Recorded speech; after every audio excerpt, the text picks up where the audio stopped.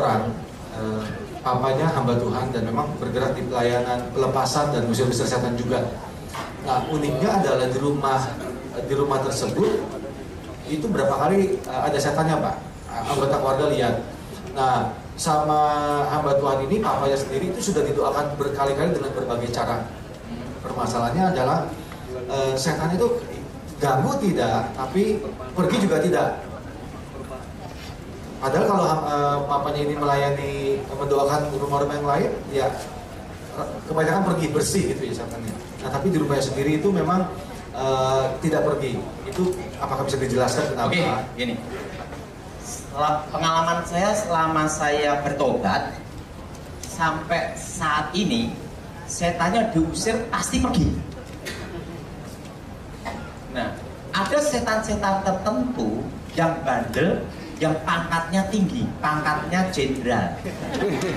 Nah, itu harus dengan darah Yesus.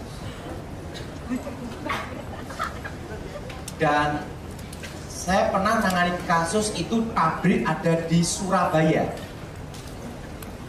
Itu dulunya tempat pembantaian, jadi orang-orang PKI dibunuh di satu lubang. Dan di tempat itu, saudara, itu tidak bisa ditanamin pohon apapun. Sama orang Kristen, pengusahanya dibangun pabrik. Itu mesinnya bisa jalan sendiri-sendiri. Nah, karena dia orang Kristen, dipanggillah pendeta. Pendeta datang, setannya keluar. Pendeta keluar, setannya datang. Itu kejadian di Surabaya.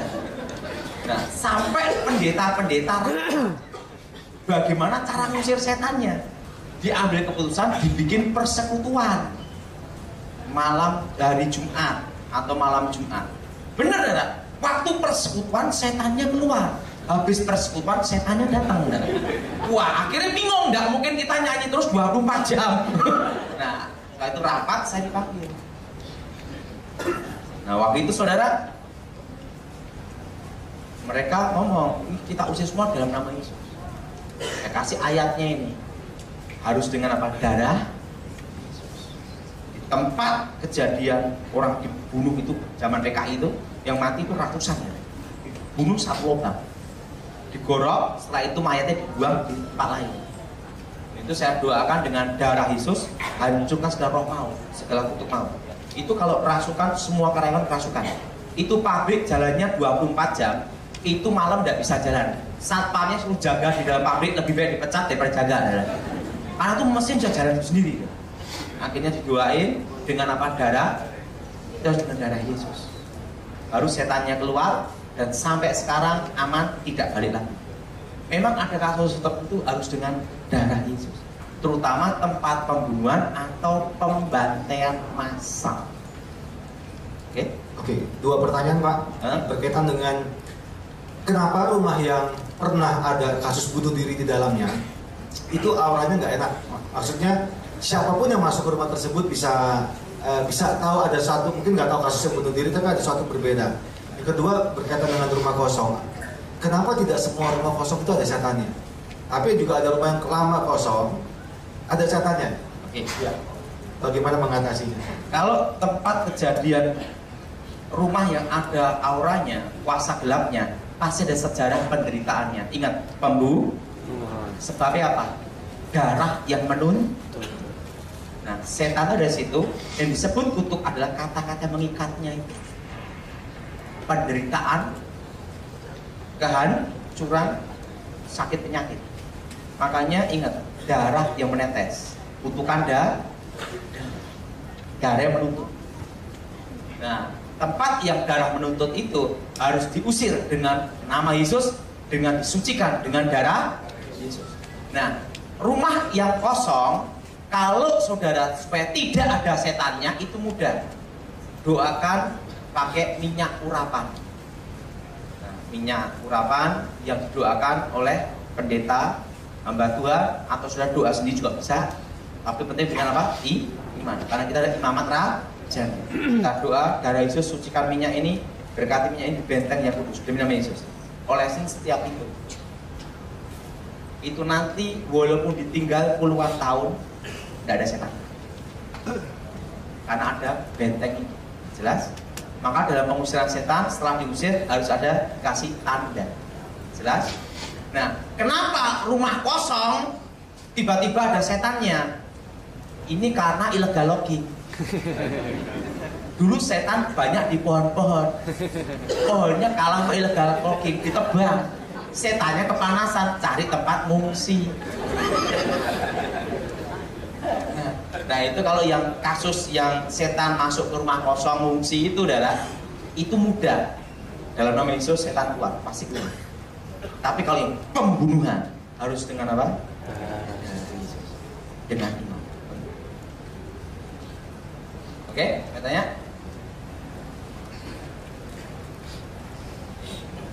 Jadi ini ada beberapa pertanyaan yang kurang lebih modelnya sama. Kalau misalnya di rumah itu suka ada kalau lagi agak sepi ada pintu seperti dibuka terus ditutup gitu.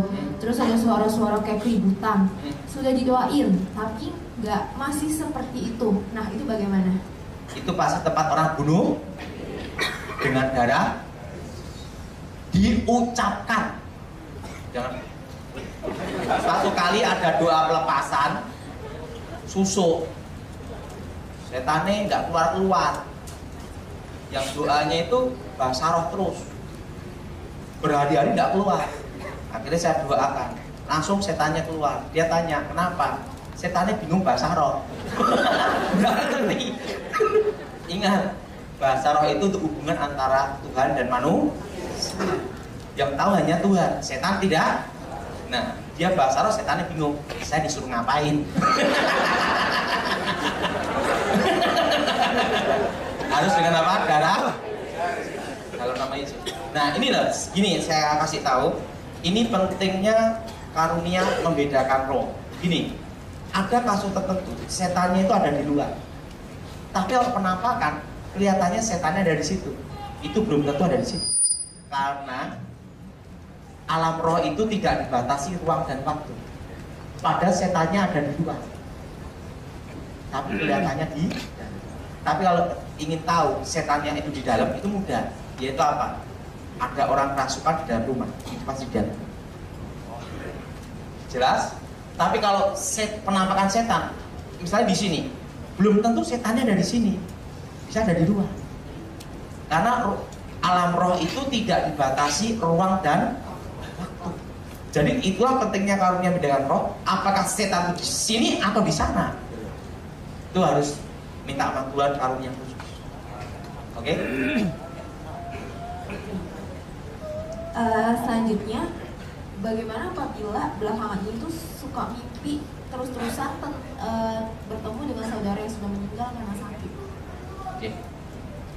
Itu berarti ada namanya ikatan kutub alam kubur.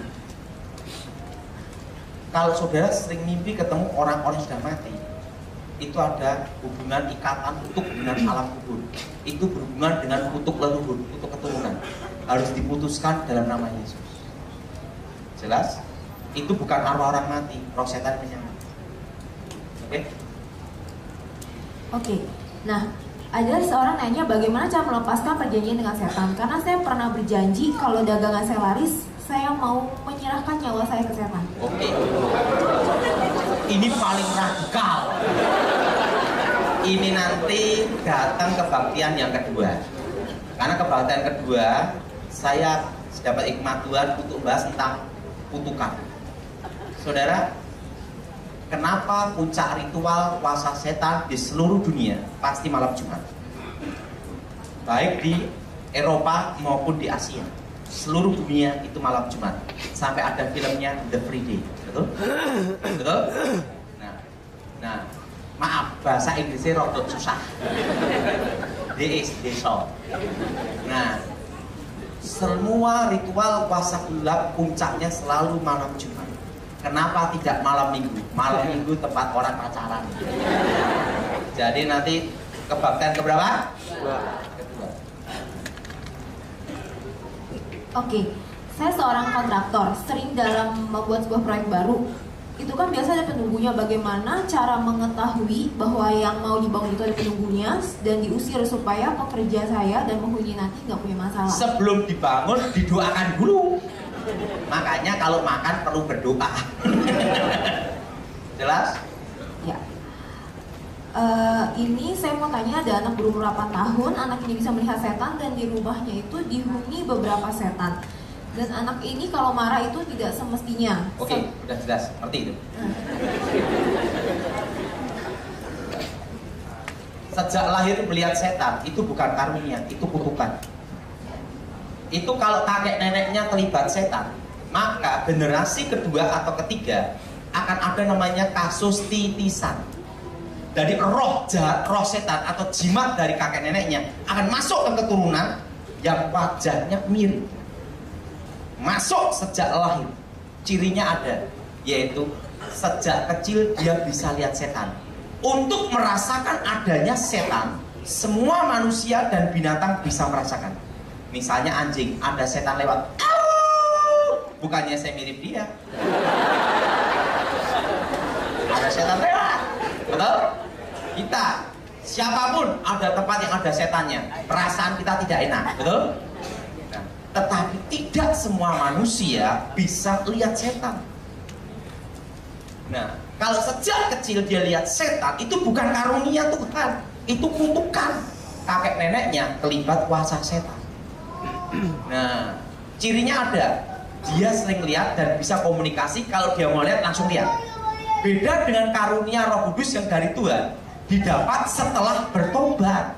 Itu pun tidak bisa digunakan setiap saat sesukanya dia, tidak bisa. Kalau Tuhan kendaki baru lihat, kalau Tuhan tidak kendaki tidak lihat. Jelas? Kalau yang kutukan ini sejak dari Allah. Nah, saya, wajah saya tuh tidak mirip papa saya dan tidak mirip mama saya dan tidak mirip tetangga. Wajah saya tuh mirip dengan kakek saya buyut, guru saya. Waktu saya kecil dikira itu karunia dari Yang Maha Kuasa. Karena sejak kecil saya konsentrasi, benda-benda saya terangkat. Korek api, cep, langsung terangkat. Ini, gitu, terangkat. Nah, dikira sama orang tua saya itu adalah karunia dari Yang Maha Kuasa. Tapi orang tua saya terkena kutukannya. 8 kali kaya, 8 kali miskin, 8 kali penjara. 8 penjara. Kutukannya. Saya lahir di hari Keramat, Stupain 99. Tahun 99 Stupain. Kota Keramat Jawa. Nah, sejak waktu saya ketemu guru saya, kakek buyut saya, dia beritahu itu ada dasar ilmu santet. Ilmu santet itu masukkan dalam tubuh, kan dari kekuatan sini masuk. Nah, setelah saya bertobat hilang. Ini tidak bisa. Nah, itu jadi kalau sejak kecil lihat setan itu bukan karunia. Itu adalah kutuk keturunan yang harus diputuskan. Dan cara untuk menghilangkannya dalam nama Yesus. Dan yang kedua, jangan dihiraukan. Setan itu punya kelemahan. Apa kelemahannya? Jangan dihiraukan, cuekin itu. Nanti dia bingung sendiri. Oke, ini ada 2 pertanyaan yang kurang lebih sama. Jadi di rumah itu dulu rumah tua, jadi papahnya itu mengambil batu nisan orang tuanya lagi untuk ditanam di halaman rumah. Wah, kurang kerjaan. Nah, terus yang kedua itu toko, dibeli toko, ternyata itu waktu dilihat di halaman depannya itu ditanam sebuah kain putih yang di dalamnya itu ada pasir kasar. Nah, kalau misalnya 2 barang itu diambil, apakah dengan otomatis kuasa gelap langsung pergi atau bagaimana? Gini ya, kadang orang tuh salah berpikir. Misalnya dia punya susu, dia makan pantangannya diusap daun kelor atau diusap namanya itu sepet kelapa. Setelah makan pantangannya dikira setannya keluar. Tidak, setannya tidak keluar. Tetap dalam tubuh, kekuatan tidak berfungsi, kutukan berjalan. Kadang orang berpikir dia punya jimat dibuang. Begitu jimatnya dibuang, dia berpikir kutukannya lepas. Tidak semudah itu. Itu hanya posisi kekuatan tidak berfungsi. Kutukan tetap berjalan, kekuatan tidak berfungsi, roh jahat tetap di situ. Itu disebut namanya posisi netral, tidak berfungsi. Nah, seperti gini, orang mengalami susah mati, punya jimat banyak. mati ndak, hidup ndak, dimandiin daun kelor, mati dengan tenang. Apakah setannya keluar? Tidak. Setannya tetap dalam tubuh, kekuatan tidak berfungsi, kutukan berjalan. Jelas? Ingat saudara, kenapa netralin ilmu gaib selalu pakai daun kelor? Saya jelasin. Semua unsur ilmu gaib itu pada waktu, saya semua, pada waktu diketemukan, satu unsur alam yang berlawanan tapi sejenis. Segala mantra, segala jimat, kekuatan gaib tidak berfungsi. Orang ditembak tidak apa-apa, dibaca tidak apa-apa, dibom tidak apa-apa, mudah. Yang satu unsur dengan udara tapi berlawanan itu apa? Air. Sekebal apapun tenggelamkan dalam air, satu malam pasti mati. Tidak percaya, coba aja. Kenapa? Ingat, udara ada oksigen, di air ada oksigen. Kekuatan tidak berfungsi, namanya takluk dengan hukum alam. Jelas? Makanya orang kalau punya ilmu kebal, ditembak tidak apa-apa, baca tidak apa-apa, dibom tidak mempan, mudah. Berarti apa? Tameng baja. Ini semua tameng baja. Yang satu unsur dengan logam biasa tapi berlawanan itu apa? Logam mulia. Tembak peluru terbuat dari emas, jebol pasti mati. Apakah setannya keluar? Tidak. Setan tetap dalam tubuh, kutukan berjalan. Hanya kekuatan tidak berfungsi. Ingat, yang bisa mengusir setan dan batalkan kutukan hanya nama Yesus. Jadi saudara jangan berpikir, kenapa daun kelor? Lawan dari kehidupan adalah kematian. Betul? Namanya kelor itu artinya pohon kematian. Makanya orang punya ilmu kebal mati susah, dimandiin daun kelor mati dengan tenang. Tapi ingat, setan tetap dalam tubuh, kutukan tetap berjalan. Itu hanya posisi tidak berfungsi. Nah, jadi ingat, yang bisa batalkan kutukan dan mengusir setan hanya nama Yesus Kristus. Jelas? Jelas? Orang punya ilmu kebal, tembak ada apa, baca ada apa, mudah. Daging bukan tanah, tanah bukan daging, tapi daging berdiri dari tanah. Satu unsur berlawanan. Senjata tanah, jep, tembus, dor, pasti mati. Kalau di tanah ditusuk, tidak mempan, mudah saudara. Berarti bayangan, bayangan bukan dia bukan bayangan. Satu unsur belah, senjata tancapkan ke bayangannya, jep, tusuk orangnya, jep, pasti mati. Yang punya ilmu kebal percuma, setelah bertobat tak bocorin polisi. Saya kerjaannya, saya mau pelayanan keliling-keliling ya. Ikut Pak Gilbert. Saya kira tuh ikut Pak Gilbert tuh ringan, nggak taunya lebih berat. Nggak taunya apa. Saya selalu jadi kelinci percobaannya dia. Jadi Daud, KKR, Kupang, hari pertama kamu. Setannya kan banyak. Saya suruh perang lawan setannya dulu. Nah setelah itu malamnya dia telepon, Daud udah aman belum? Sudah, bos datang. Dan saya setiap, jadi saya ini KKR terus sama Pak Gilbert di seluruh Indonesia. Tapi selalu hari pertama. Nah, Pak Gilbert ngomong, itu gunanya kawan. Oke. Nah, kalau misalnya ada rumah, ada penunggunya atau ada setannya atau ada orang kesurupan, didoain bisa sembuh atau itu rumahnya bisa jaman, itu kenapa? Oke, sekarang saya jelasin. Dalam dunia perdukunan itu ada dua teknik rahasia. Ingat, di Alkitab berkata, Yesus berkata, setan tidak mengusir setan. Kalau setan mengusir setan, pecahlah kerajaan setan, hancurlah kerajaan setan. Itu memang benar. Di dalam dunia perdukunan ada dua teknik rahasia. Teknik yang pertama yang disebut namanya antar pangkat. Apa saudara? Nah, saya minta untuk contoh. Bapak ini ke sini. Ini ke sini. Ada contoh sebab.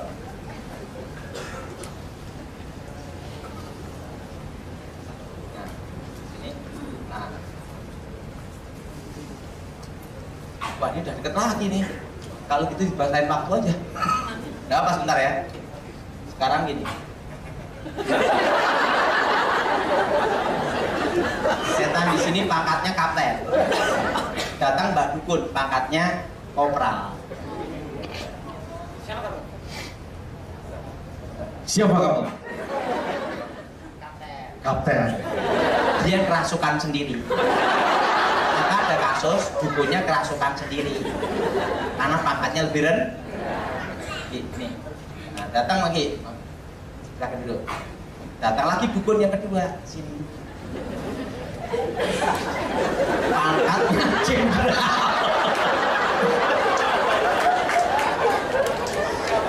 Siapa kamu? Kapten. Jenderal. Nah, langsung tunduk. Kenapa tunduk? Pangkatnya lebih rendah. Setan tetap dalam tubuh, kekuatan tidak berfungsi. Ingat ya, dia tidak keras. Jelas? Nah, lagi. Tetapi sebagai seorang dukun pasti akan dilatih teknik rahasia yang kedua untuk jaga-jaga kalau kalah pangkat. Kalau kalah pangkat, gunakan rahasia teknik yang kedua. Nah, teknik kedua ini dulu sangat dirahasiakan karena ini adalah ilmu pamungkas. Nah, setelah saya bertobat baru tak bocorin. Orang kerasukan itu sama dengan orang pingsan. Nah, kali seorang dukun ambil air putih sama garam, semprotkan, bus ke hidungnya. Ingat, orang pingsan kalau hidungnya kena air kembali ke tingkat kesadaran, dia sadar tanpa dimatrai. Jelas? Jelas? Atau dikasih air dimasukkan, keselak, sadar ya. Nah, coba semua pegang bagian sini.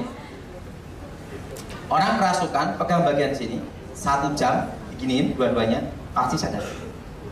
Makanya orang kerasukan kena tukang pijet sadar. Nah, atau bagian sini, coba pegang bagian sini. Orang kerasukan pegang bagian sini dua-duanya sadar. Atau jempol kaki langsung ke otak sadar. Atau bagian sini. Makanya seorang dukun itu dilengkapi keahlian pijet. Jelas? Itu. Jadi ingat, setan tidak musir. Yang dilakukan para dukun itu bukan untuk mengusir setan, tapi mengembalikan tingkat kesadaran. Jelas? Mengusir setan itu hanya di dalam nama Tuhan. Oke? Ada? Ada lagi. Jadi kalau dimimpiin sama orang yang sudah meninggal, terus orang meninggalnya itu ngomong sesuatu yang kira-kira akan terjadi. Nah, itu gimana caranya buat ya kita harus percaya atau gimana gitu? Jangan dipercayai. Itu coba nanti lain waktu saya bahas tentang dunia orang mati. Kenapa orang manggil orang mati? Betul? Nah, itu ada alasannya kenapa orang manggil orang mati. Orang yang memanggil orang mati itu akan terkena bukan namanya kutuk alam kubur. Makanya namanya disebut menggugat arwah.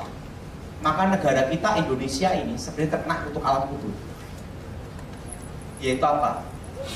Malapetaka, kemiskinan, perceraian, kehancuran. Ingat saudara, suatu daerah tempat untuk manggil arwah orang mati pasti ada kutuk alam kubur.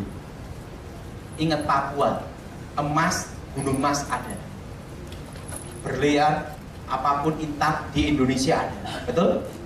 Tapi Indonesia menjadi negara termiskin di dunia nomor berapa, betul? Karena banyak pemimpinnya yang minta ke kuburan petunjuk arwah. Itu namanya kutuk alam kubur. Ingat saudara, orang minta orang mati itu tidak boleh. Itu ada kutukannya. Untuk kakeknya, kek, cucu minta pandai ya kek. Gimana ngasih pandai, kakek JSD tidak lulus. Ingat, manggil orang mati itu ada kutukannya. Minta orang mati itu ada kutukannya. Pak, bolehkah kita doain orang mati? Tidak boleh, kurang kerjaan. Tidak ada gunanya. Jelas? Doain orang hidup aja. Oke? Oke, terakhir. Apakah doa pengusiran setan itu bisa dilakukan dari jarak jauh? Misalnya via telepon? Bisa. Doa tidak dibatasi ruang dan saya beritahu pada saudara. Setan bisa pakai handphone, pakai namanya kekuatan hipnotis. Betul? Betul? Tuhan lebih hebat, tidak dibatasi ruang dan maha hadir. Jelas? Jelas? Saya beritahu, kunci untuk mengusir setan sebenarnya simpel, hanya satu dasarnya, percaya.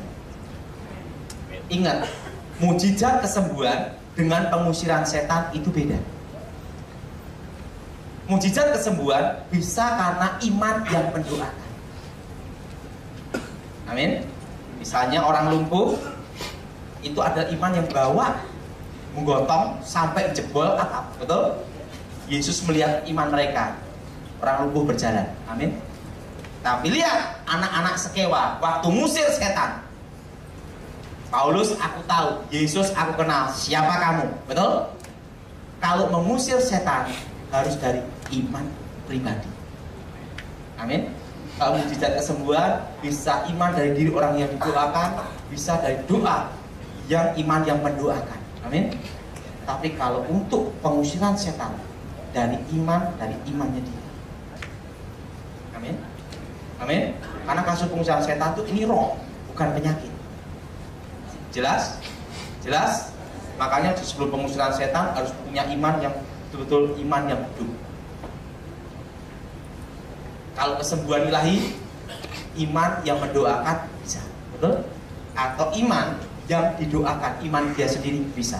Tapi khusus pengusiran setan harus dari iman lahir dari dirinya. Oke, sudah cukup. Mari kita berdoa.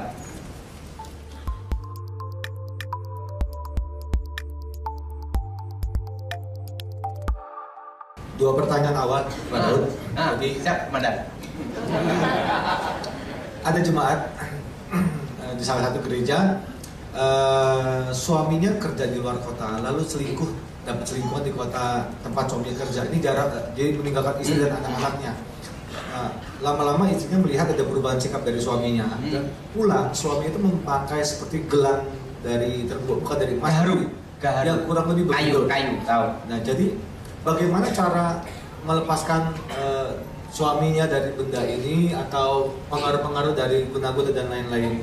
Itu satu. Yang kedua, pertanyaan tentang susuk, Pak. Apakah kalau orang sudah pakai susuk didoakan itu harus keluar atau tidak? Oke.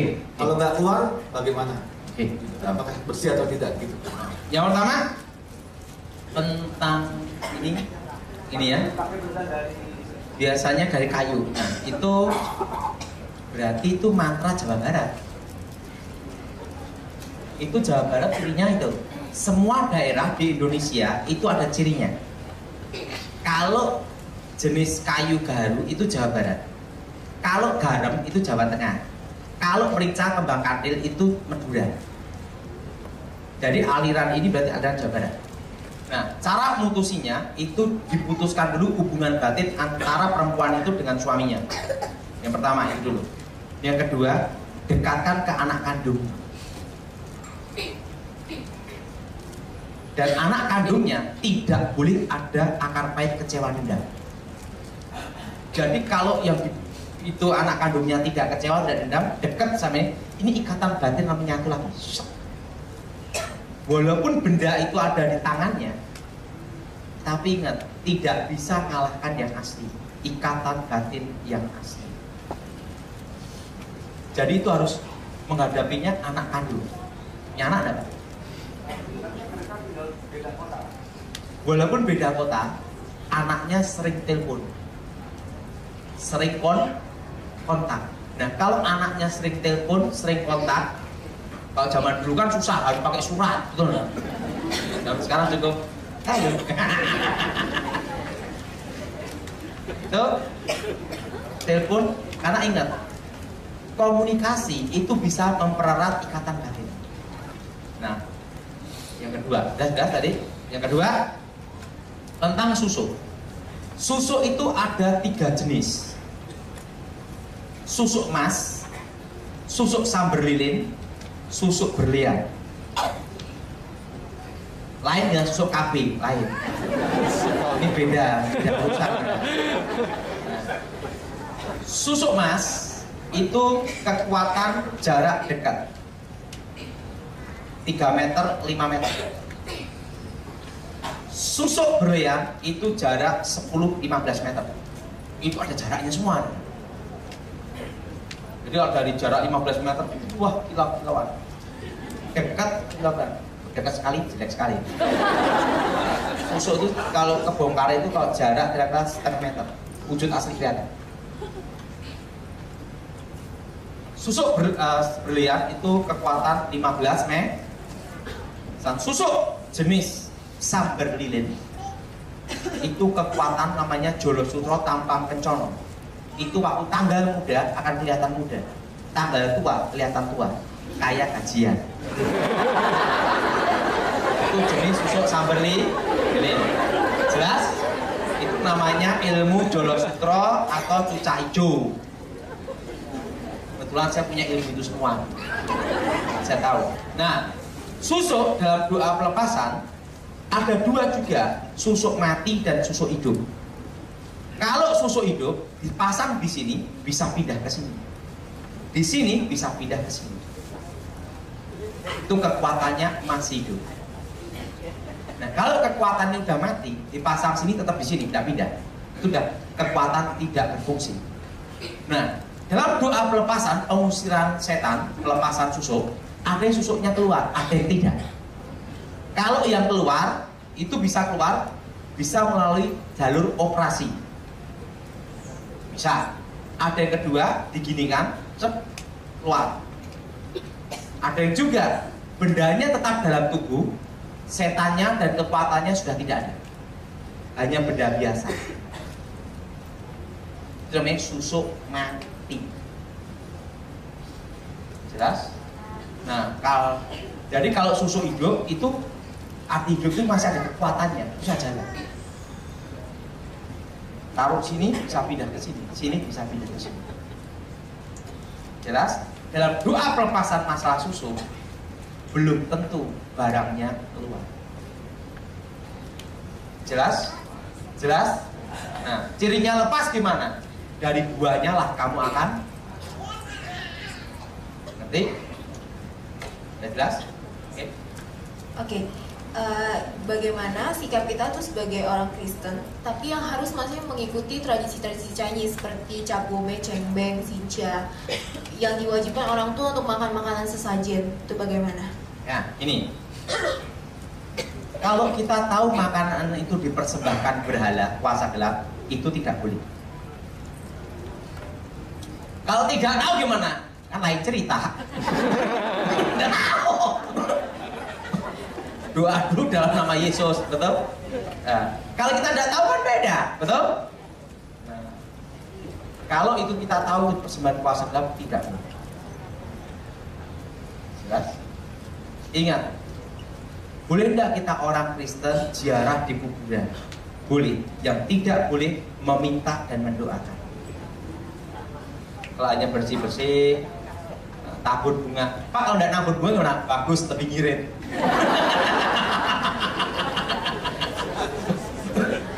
Tidak ada masalah.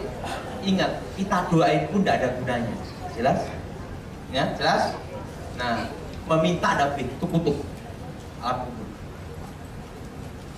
Nah, mama saya beberapa kali ke paranormal, dukun, ustadz. Nah, sekarang kita jadi kayak paranoid karena seperti ada kutuk keturunan. Saya mau membantu untuk mendoakannya, tapi mama saya tidak percaya adanya Tuhan. Jadi bagaimana? Gini ya, untuk mengalahkan setan itu harus dari iman diri orang tersebut. Walaupun saya doakan sampai ludah habis, tapi yang bersangkutan tidak mau, tidak bertobat, sia-sia. Waktu didoain setannya keluar, habis doain balik lagi. Ingat, kembalinya 7 roh jahat. Jelas? Jadi kalau dalam doa ini harus diri orang tersebut mau terbuka untuk bertobat. Tanpa itu tidak bisa. Harus dari iman orang tersebut. Amin. Amin. Ingat, doa kesembuhan bisa iman yang mendoakan atau iman yang bersangkutan. Betul. Amin. Tapi khusus untuk pengusiran setan harus dari iman diri orang tersebut. Sekarang marak meditasi kesehatan yang berupa olah nafas dan relaksasi tanpa melibatkan agama. Meditasi. Meditasi, ada yang meditasi yang disebut namanya duduk diam di bawah kaki Tuhan. Itu ada. Tapi itu pikiran tidak kosong. merenungkan firman Tuhan, dan tidak ada penyatuan alam. Ingat, bersahabat dengan alam dengan menyatu dengan alam itu beda. Bersahabat dengan alam, kita nanam pohon, itu bersahabat dengan alam. Supaya apa? Tidak banjir. Beda dengan menyatu dengan alam lain. Penguasa dunia ini sementara waktu seizin Tuhan adalah setan. Kalau menyatu dengan alam, menyatu dengan apa? Setan. Menyatu dengan inti bumi berarti menyatu dengan dunia arwah orang mati. Ingat, nanti lain waktu baru saya bahas tentang meditasi. Bahwa meditasi itu ada beberapa meditasi. Ginilah, saya kasih tahu. Jadi orang Kristen, nggak usah neko-neko dah. Udah percaya Yesus, aku ke gereja, makan, tidur, doa, kerja, pulang, selesai. Nggak usah neko-neko lah. Yoga itu kuasa gelap penyembahan yang dikembangkan jurus atau teknik untuk olahraga. Itu penyembahan setan. Walaupun di tempat bisnis atau di alam gaib pun juga sama aja. Itu adalah gini ya. Mantra itu ada dua. Mantra terucap dan mantra tidak terucap. Itu ada sandinya. Nah, kalau jenis itu sandinya adalah penyembahan ke dewa. Itu tidak boleh. Apapun alasannya tidak boleh. Jelas? Jelas? Nah, olahraga apa yang paling aman? Gampang, lari pagi. Apakah bentuk atau konsep alam roh dalam Alkitab sama dengan bentuk konsep atau konsep alam roh di perdukunan? Nah, sama aja. Karena sebenarnya tidak ada hal yang baru di dunia ini. Yang sudah ada, kembali sekarang ada. Itu dalam kitab Pengkhotbah. Betul?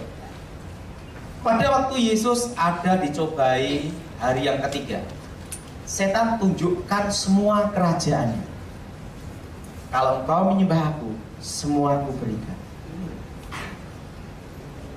Apa yang dilihat Yesus waktu itu? Itu adalah alam gaib yang sebenarnya. Apa alam gaib sebenarnya? Sekarang saya beritahu pembagian di alam gaib. Saya ngerogoh sukmo sejak usia 9 tahun. 9 tahun saya sudah merogoh sukmo. Dalam dunia gaib, ini ya dunia gaib. Ini adalah dunia gaib. Ada namanya awan hitam dulu, namanya tipuan alam maya. Di situ akan ketemu raja-raja, presiden, jenderal zaman dulu yang sudah mati. Ini namanya tipuan alam maya, artinya tipuan alam bayangan, roh setan penyamar. Makanya ada orang bertapa, dia akan melihat raja-raja, jenderal, patih zaman dulu. Nah, setelah itu baru ada namanya alam gaib yang sebenarnya. Shush! Itu kayak lautan kaca.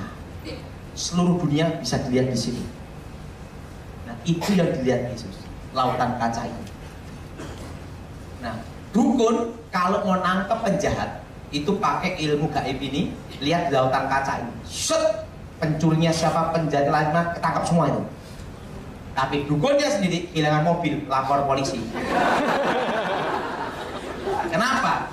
Karena kutukan orang yang pakai jasa ilmu terawang untuk melihat di lautan kaca itu, kutukannya bangkrut, miskin, sial seumur hidup. Makanya dukun tidak mau sial. Nah, dulu sebelum saya bertobat, suatu kali ayamnya nenek saya dicuri tetangga. Saya ngomong sama nenek saya, tenang nenek, pakai ilmu terawang, tak tangkap itu pencurinya, sikat. Stop, jangan kamu gunakan, lebih baik aku ikhlas saja ayamnya. Loh kenapa nenek? Kutukannya lebih besar daripada ayamnya. Oh, baru saya tahu ada resikonya. Jelas? Nah, itu lautan kaca. Itu dilihat Yesus itu dalam hari ketiga itu. Kalau engkau menyembah aku, itu yang menunjukkan setan sendiri. Setan menunjukkan di depan itu alam gaib yang sebenarnya.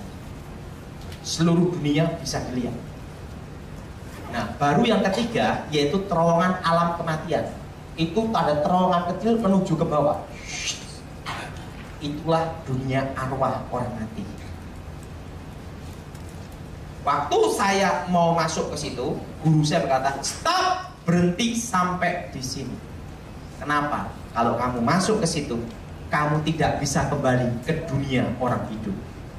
Karena di situ ada yang memegang kuncinya, yaitu takdir, hukum kodrat Allah. Jadi makanya ada orang bertapa keterusan mati karena tersesat masuk situ, tidak balik. Yang arwah orang mati di situ tidak bisa ke orang hidup, dan orang hidup tidak bisa masuk ke situ. Terpisah. Maka Alkitab berkata jurang pemisah. Jelas? Nah, Pak Daud pernah masuk ke situ enggak? Kalau saya masuk hari ini enggak khotbah. Oke.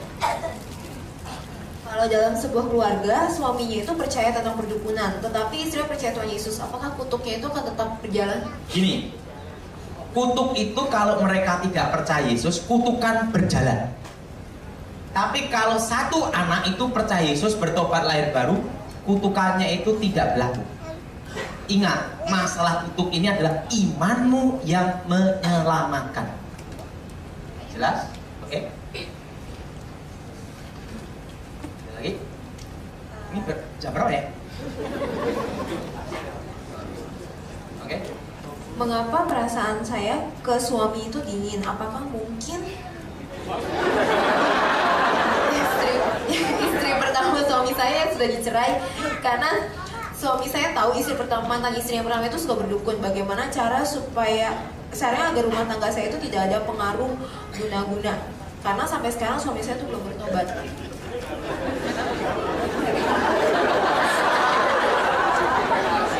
Jadi istri pertama dan istri kedua. Yang kedua berdoa supaya patahkan dalam nama. Yang istri pertama nih Kristen atau Wah, kalau pasal pernikahan ruwet pusing aku. Tapi yang jelas satu, kalau belum tentu itu kena guna-guna. Bisa juga itu karena terbawa emosi atau udah bosen, memang dari dulunya tidak mencintai, hanya butuh duitnya. Jadi saya tidak bisa mastiin itu kuasa gelap atau bukan. Jelas? Jelas? Nah, karena udah jalannya pun salah gitu loh. Oke?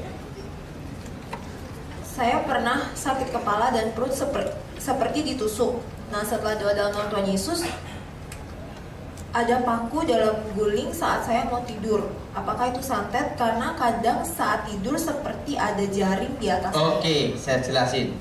Kalau paku ada di bawah tempat tidur, itu paku nyasar. Sekarang saya kasih tahu. Kalau orang itu kena santet, sekarang ini ada dua teknik dalam dunia santet. Pertama, santet dengan teknik palsu, dan kedua, santet dengan teknik asli. Kalau santet asli, itu akan keluar dari dalam mulut, telinga, atau kulit, atau buang air besar, atau air kencing. Itu akan keluar darah atau ada rasa sakit. Itu yang asli. Kalau santet keluar. Tapi kalau yang palsu, itu namanya sebelum bertobat, sebelum namanya ilmu karang. Karena untuk nyantet itu perlu power kekuatan yang hebat. Nah, ilmu karang itu adalah ilmu tipuan mata. Seperti ini. Bismillah ya. Kasih contoh. Ini ilmu teknik penipuan. Telur gini kan, seset, pecah, keluar paku jarum darah. Itu palsu. Yang pernah kalian ketipu. Terusan diginiin, set, keluar keris, dan keluar paku. Itu palsu. Atau dari mulut, just keluar menyang. Itu palsu. Itu hanya teknik ilmu karang bantuan jin dari luar. Tapi ingat, tetap dalam negeri, bukan impor. Jelas? Jelas? Jelas? Nah, kalau ini dukun ngomong, nanti di rumah kamu nanti akan ada, coba dicek di bantal kamu, ada boneka, ada tali, ada paku. Itu palsu. Itu hanya bantuan jin dari luar untuk naruh barang itu. Tapi kalau yang asli itu keluar dari dalam tubuh. Oke? Nah, dalam dunia perdukunan banyak yang masuk iklan-iklan itu banyak palsu. Ada yang palsu, ada yang as.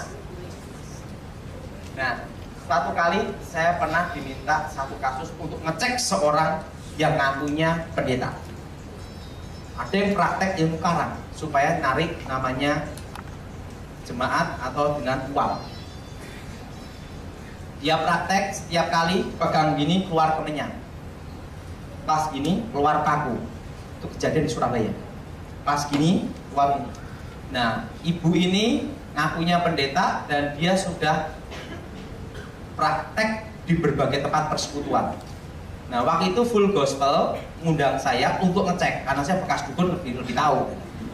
Yang kan main-mainan kita dari kecil seperti itu gitu loh. Nah, akhirnya saya suruh ngecek. Saya cek ibu ini pas praktek. Ingat, dalam nama Yesus loh. Setan tuh berani nyebut nama Yesus loh. Ingat, Yesus aku tahu, Paulus aku kan nanas kewa. Tapi setan takut kalau kita dengan iman dan percaya. Setan keluar, baru takut. Keluar. Waktu ibu ini praktek, dia waktu gini, saya lihat ada jin yang mau ngasih dia kemenyan. Itu dalam persekutuan. Langsung. Dalam nama Yesus tak pegang. Plok. Pas jinnya ngasih gini, pas kemenyannya di tangannya dia, terbongkar di depan banyak orang. Saya ngomong, dan waktu itu dia ketakutan, dia ngaku disusupkan.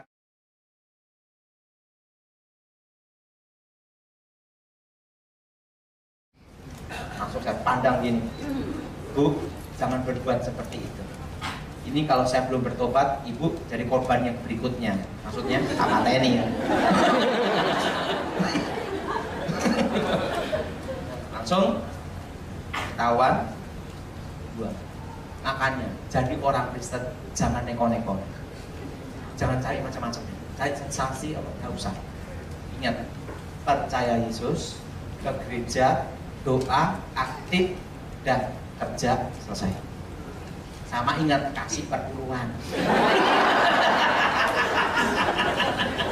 Udah selesai, udah diberkati Tuhan. Nggak usah macem-macem dah. Jelas dah. Tren ini nggak usah. Pernah suatu kali kakek saya, sebelum kakek saya meninggal, makanya saya itu seumur hidup hanya punya guru kakek nenek saya. Setelah saya bertobat, buang semua. Kakek saya ngomong ini, Tony, saya kasih tahu, semakin kamu haus akan ilmu, semakin kamu bingung. Mas, kakek gimana? Apa yang kamu tahu, lakukan aja dengan baik. Nah, setelah saya bertobat, saya punya konsep itu. Saya taunya Alkitab, saya taunya firman Tuhan, aktif ke gereja, percaya Yesus, diberkati, selesai. Nggak usah macam-macam. Wah, ada ini. Ada satu emas atau satu intan, sudah tidak tahu lah. Penting satu, percaya Yesus, sudah selesai. Nggak usah macam-macam. Oke? Kita lagi ya. Oke. Saya pernah lihat seorang dukun memanggil arwah dari luar rumah. Kemudian dukun itu kesurupan dan membuat suasana lucu dan bercanda dan mengobati orang sakit. Jadi dia melihat praktek perdukunan. Tapi dia ikut terbawa dalam atmosfer itu. Apakah dia sudah terlibat dalam perdukunan atau tidak? Terlibat. Lalu berarti dia harus Bertobat. Gitu aja repot. Terakhir, jadi saya punya keponakan itu sering kesurupan, jadi on dan off gitu. Kalau ya. Nah, jika seseorang itu pernah kesurupan, apakah dia akan bisa kesurupan lagi? Lalu bagaimana untuk mengatasi? Ada yang sering kerasukan, itu belum tentu kerasukan, bisa itu stres. Orang kerasukan itu ada cirinya. Lain waktu baru tak bahas. Ciri orang kerasukan itu ada cirinya. Kalau ada orang kerasukan mata terpejam gini-gini, bukan kerasukan, itu stres, itu berhutang. Orang kerasukan pasti mata terbuka, kelopak putih atau merah gini, karena mata adalah jendela hati kita. orang tidak suka orang bisa dilihat dari mata. Orang suka sama orang bisa dilihat dari mata. Yang paling susah ditebak mata buta. Makanya kalau ada orang rasuah tatap matanya gini. Dia berusaha menghindar karena bukan dirinya. Jelas? Nah, lain waktu baru saya bahas. Oke? Ingat, jadi orang Kristen, percaya Yesus, aktif gereja, hidup dalam Tuhan, doa udah cukup. Dan dan ingat apa? Mari kita berdoa.